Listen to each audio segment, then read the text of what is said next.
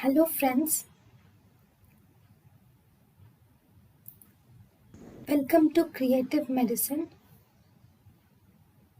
In this lecture, we will learn about Exhumation, legal or authorized digging out of already buried body is called as exhumation.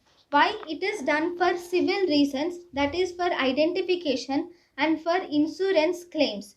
Criminal cases. It can be done for criminal cases, especially if you suspect homicide or suspected criminal abortion. Authorization. Exhumation can only be ordered by a judicial or executive magistrate. Police cannot order for exhumation. Procedure of exhumation.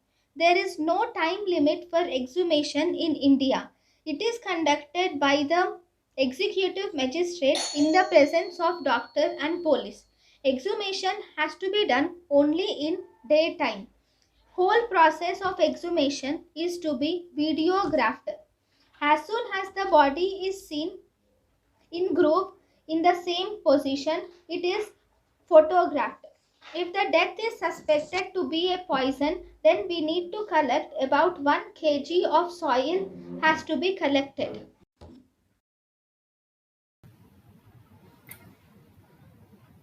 thank you and thank you for watching.